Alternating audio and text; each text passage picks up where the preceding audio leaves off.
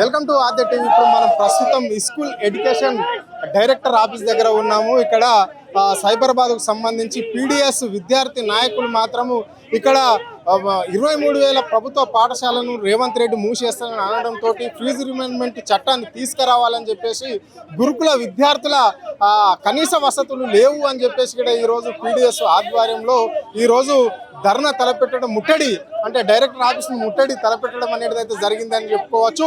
చాలా మంది ఇక్కడ పీడిఎస్ కి సంబంధించిన విద్యార్థి నాయకులు మనతో ఉన్నారు. రాష్ట్ర జాయింట్ సెక్రటరీ మాత్రం అజయ్ మనతో ఉన్నారు. ఆయన అడిగి తెలుసుకునే ప్రయత్నం మనం చేద్దాం. అన్న నమస్తే, చెప్పండి అన్న, ఈ రోజు ముట్టడికి ప్రధాన కారణాలు ఏంటన్నా? ముట్టడికి ప్రధాన కారణం ఏంటంటే ఈ తెలంగాణ రాష్ట్రంలో 23,000 ప్రభుత్వ పాఠశాలను మూసివేయడం జరుగుతున్నది. అదేవిధంగా ఈ తెలంగాణ రాష్ట్రంలో ఎడ్యుకేషన్ కు సంబంధించి అరకొరగా ఉన్న వసతులను ఇలా విద్యార్థులకు అందజేయడం వల్ల ఇలా విద్యార్థులు విద్యకు దూరం అవుతున్న పరిస్థితి ఉన్నది. ఇలా తెలంగాణ రాష్ట్రంలో విద్య అంటే అది ఒక వ్యాపారంగా ఈ రోజు మనకు అవపడుతున్న పరిస్థితి ఉన్నది. విద్యను వ్యాపారంగా కాకుండా విద్యను ఒక జ్ఞానంగా, విద్యను ఒక ఉపాధిగా కల్పించే విధంగా ఈ ప్రభుత్వాలు కూడా తీసుకోవాలని ఈ సందర్భంగా చెప్పడం జరుగుతుంది. తమిళనాడు రాష్ట్రంలోని ముఖ్యమంత్రి మాత్రం విద్య పైన నిరంతరం చట్టం తీసుకురావడం జరిగింది. కార్పొరేట్ ఈ స్కూళ్ళకి కూడా నియమ నిబంధనలు విధించడం అనేది జరిగింది. అంటే ఈ క్లాస్ నుంచి ఇంత ఫీజు ఉండాలి, ఈ తరగతి నుంచి ఇంత ఉండాలని చెప్పేసి చట్టం తీసుకురావడం జరిగింది. మరి ఇక్కడ తెలంగాణ రాష్ట్రంలో ఎందుకు ఇంప్లిమెంట్ చేయలేకపోతున్నాడు ఈ రాష్ట్ర ముఖ్యమంత్రి? ఎందుకు కార్పొరేట్లకు పెద్దపీట వేస్తున్నాడు? ఇవాళ విద్యా వ్యవస్థలో చూసుకుంటే ఇవాళ విద్యాశాఖ మంత్రి లేని పరిస్థితి ఇవాళ తెలంగాణ రాష్ట్రంలో ఉంది. ఇతర రాష్ట్రాలలో ఎడ్యుకేషన్ కు అంత ప్రియారిటీ ఇస్తున్నా కూడా ఇవాళ మన తెలంగాణ రాష్ట్రంలో ఎడ్యుకేషన్ ఎందుకు వెనుకంజలో వేయడం జరిగిందని అంటే ఇవాళ పేద విద్యార్థి చదువుకోవాలని అంటే ఇలా ప్రభుత్వ పాఠశాలలు లేకుండా అయిపోతా ఉన్నది. ఇలా కార్పొరేట్ వ్యవస్థలలో ఎల్కేజీ, యూకేజీ, నర్సరీ చదివే వాళ్ళకి ఇలా 70,000 రూపాయలు అధిక ఫీజులను తీసుకుంటా ఉన్నది. ఈ సంవత్సరం ఒక సంవత్సరానికే 11,000 రూపాయల వరకు కూడా ఫీజులు పెంచిన పరిస్థితి ఉన్నది. పేరెంట్స్ కూడా అదే విధంగా మా పిల్లలను అధిక ఫీజులు తీసుకుంటూ దోపిడీ చేస్తూ మా విద్యార్థులను కానీ పిల్లలను కానీ ఇబ్బంది పెడుతున్నారు కార్పొరేట్ వ్యవస్థలు అనేసి చెప్తున్న సందర్భం కూడా ఈ తెలంగాణ రాష్ట్రంలో ఏర్పడ్డది. దీనికి అన్నిటి కూడా ఇవాళ ప్రభుత్వం సపోర్ట్ చేసి ఇలా కార్పొరేట్ వ్యవస్థలను కానీ ప్రైవేట్ వ్యవస్థలను కానీ ఇలా వాళ్ళు దత్తపుత్రులాగా ఇలా మారిన పరిస్థితి ఉన్నది. కాబట్టి దీన్ని వెనుక తీసుకొని ఆ కార్పొరేట్ వ్యవస్థల మీద, ప్రైవేట్ వ్యవస్థల మీద చర్యలు తీసుకున్నట్లయితే ఇలా ప్రభుత్వ పాఠశాలను నెలకొల్పుకొని వెనుకబడిన తరగతుల వాళ్ళు కూడా వెనుకబడిన పేద విద్యార్థులు కూడా ఇలా చదువుకోవడానికి అవకాశం ఉంటుందని ఈ సందర్భంగా ఇక్కడ దాదాపుగా 23,000 ప్రభుత్వ పాఠశాలలు మూసేస్తే ఇక్కడ ఎవరికి అన్యాయం జరుగుతున్నది? ఏ వర్గాల వాళ్ళు విద్యకు దూరమయ్యే ప్రమాదంలో పడుతుంది విద్య? ఇవాళ ప్రభుత్వ పాఠశాలలు 23,000 పాఠశాలలు ఇలా మూసివేస్తే ఎస్సీ, ఎస్టీ, మైనార్టీ, బడుగు బలహీన వర్గాలకు సంబంధించిన విద్యార్థులకి ఇలా నష్టం జరుగుతూ ఉన్నది. ఎందుకనంటే మొదటి నుంచే దొరల పెత్తనాల నుంచే ఈ రోజు వరకు చూసుకున్నా కూడా ఒక పేద విద్యార్థి చదువుకుంటే ఒక తెలివి కల విద్యార్థిగా మారుతాడు. ఒక ఉన్నత స్థాయిలో వెళితే మనల్ని ప్రశ్నించే తత్వంగా ప్రశ్నిస్తాడనే అది ఆలోచన పెట్టుకొని ఆ విద్యార్థులకు కానీ పేద విద్యార్థులకు కానీ ఇలా వాళ్ళకు విద్యను అందని విధంగా ఇలా చేస్తున్న పరిస్థితి మనకు కళ్ళ కట్టినట్టు అవపడుతూ ఉన్నది. చెప్పండి అమ్మా, ఎట్లా చూస్తారమ్మా ఈ రేవంత్ రెడ్డి పరిపాలన విద్యకు పెద్దపీట వేస్తుందని చెప్పేసి ఇక్కడ రాష్ట్ర ముఖ్యమంత్రి చెప్పడం జరుగుతుంది. ఇది ఎంతవరకు కరెక్ట్? ఇది నిజమే జరుగుతుందా? మరి ఎందుకు మీరు రోడ్డు మీదకి రావాల్సి వచ్చింది? ఈ రోజు స్కూల్ ఎడ్యుకేషన్ ఆఫీస్ ను ఎందుకు ముట్టడి చేస్తున్నారు?